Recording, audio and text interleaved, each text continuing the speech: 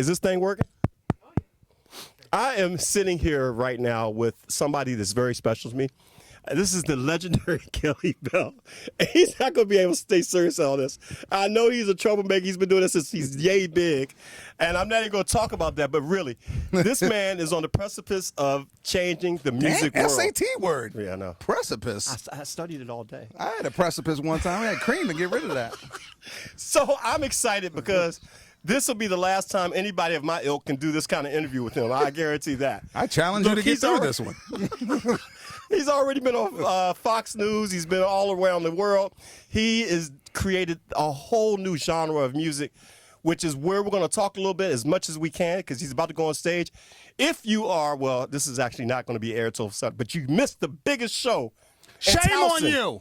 If you're watching this, Shame unless you were on here. you. Right You ought there. to be ashamed of yourself. Right there. So just make sure you get the CD. It's awesome. The CD is awesome. You don't remember, do you? No, It's just what. Oh, okay, sorry. I Okay, didn't bring not a anything. problem. I made the damn thing. I don't know if Know I had his to name. play it too. And- Know My Name is the name of the CD. Know Oh, his wait a name. minute. It's on your pass. Yeah, I knew that. That- But, see, but this that's is it right what there. it looks like. Something Right like there. this. And here's what's cool about it. Obviously, I have a favorite. Love Train. No, Love Train. Love Train. Love Train. Love Train. I'm like, I don't know what. This is that- my cousin. that- and Love Train. Well, no, Not Love Train. Remember that song, though? Yes, I do. All right. I don't anyway. have to sing it But tonight. it's do I? long Train. No, you don't. And it is We're never phenomenal. going to get to this interview. All right, so let's get right to it. Tell me, we're going to talk. And by the way, the genre of my interview is celebrating success. So I've seen this young man go from a dirty little kid to a very successful performing artist. Dirty old man. To a dirty old man. So let's start there. Tell me about how you grew up and where you from and all the good stuff. Well, when I wasn't coming to Aunt Ethel and Uncle Bussie's house to eat, I got into music, man, kind of by accident. I was on Fat Tuesday at a club called Fat Tuesdays, watching a band called Fat Tuesday, and they had those freezy drinks, and I had 1 or 7 too many. And at that point, so they looked over, and I happened to be standing on the side of the stage singing while they were singing. Like, nobody could hear me. And the guitar player just grabbed me and pulled me on stage. And I got up and I started singing this song, this old Muddy Waters tune that I knew. And the singer was the bass player who was looking around like, what is going on? Like, who is doing that? And he peeps me out. So he steps back and goes, hey, that sounds pretty good. And then they asked me, do you know anything else? And I'm like, yeah, I know a few tunes. I'm standing there in a shirt and tie. I was working at the courthouse. Wow. And everybody, they all dressed like rock and roll stars, and I'm up here in a shirt and tie. Hair all, had a nice little fade, everything. And that was my career path, And then all of a sudden, they asked me to come sit in more often. They ended up asking me to join the band, and that led So this to literally happened by mistake then? completely by mistake. That's unbelievable. I was studying for my master's in social work, so it just happened to be around. And so then we were together for a while, and there's a club called the 8x10 in Federal Hill, and the owner asked me to open for Bo Diddley. And Hold up. The Bo Diddley? The Bo Diddley. Wow. So That's Fat big. Tuesday wasn't really interested. Okay. So I was kind of disappointed, and this guy, Automatic Slim, came up to me. He was sitting in with Fat Tuesday that night. Dude's name was Automatic He's Slim. actually going to be here tonight. Shout out to Automatic Slim. Yeah.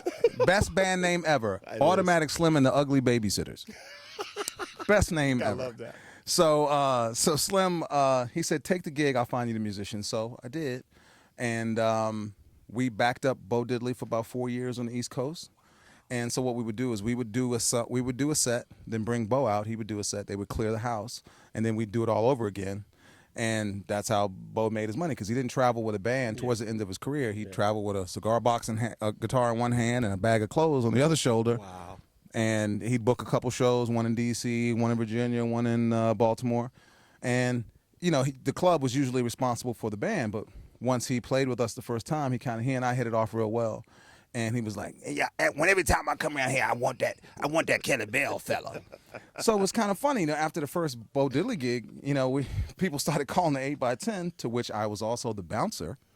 That's what I'm talking about. So people were like, yeah, when is the Kelly Bell Band going to be there again? I'm going, the Kelly Bell Band doesn't really exist. We just kind of came together for this. And so there had to be, because of the man created the supply. So Outstanding. there became a Kelly Bell band, and then we solidified guys that really wanted to be in the band, and because we were writing material and stuff like that. And here we are now. That was the first record, and now we're going to album number 13 now. Well, let me get to this because this is something that I love to hear you say.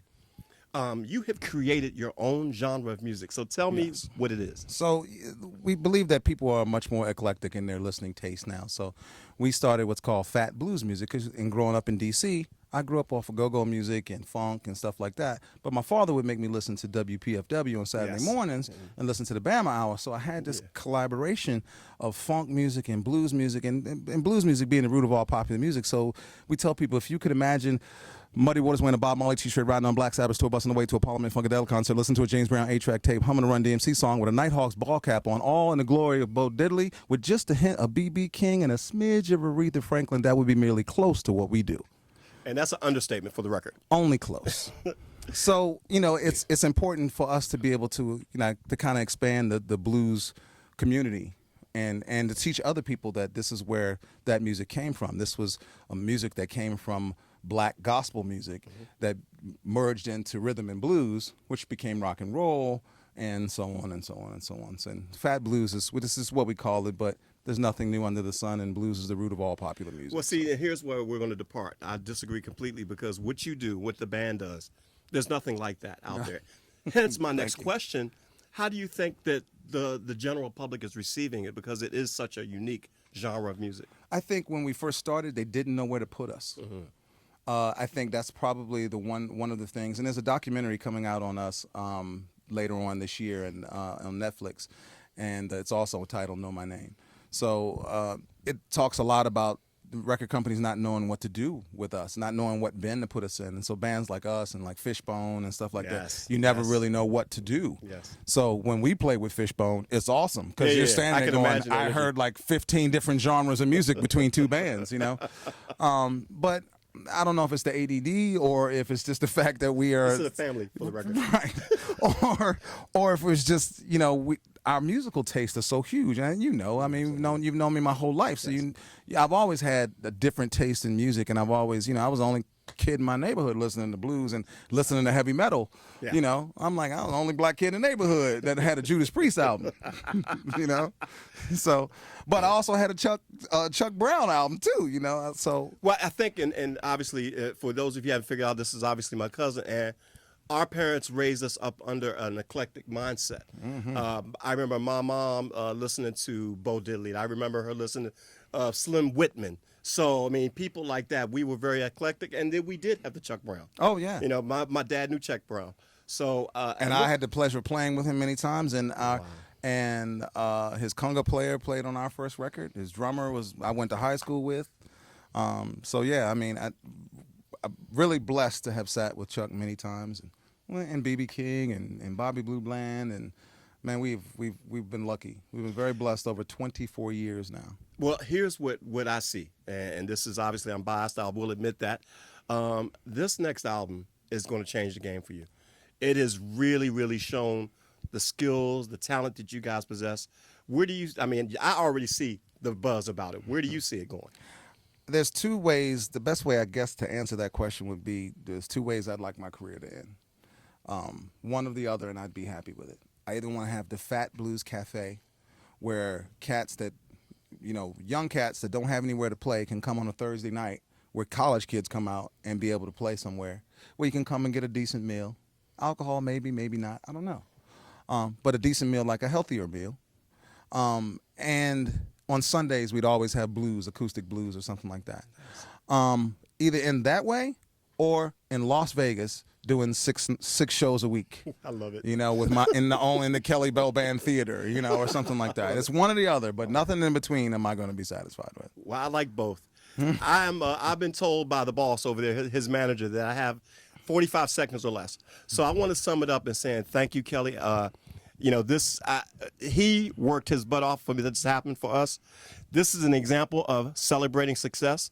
Kelly Bell, you saw him before he got the cafe and/or Las Vegas 6 days a week. Right. So you had a chance to gleam into it. But I would urge you, please, to go on Spotify to get that album. If you don't believe me, you can actually sample the YouTube right now. For real. Ugotbranded.com. Long Train is our new video, so you can go to YouTube and just go Kelly Bell Band Long Train and check it out. It is unique. You got to try it out. Please, we appreciate all the support, man. We do a lot for the military. We've been in 32 countries in the last 7 years, so just go and check our stuff out. Check the site out. Figure out what all the buzz is about. And if you listen to the music and you find out that you don't really like it, well then, keep it to yourself. I got a career to worry about. Don't mess it up for me, man.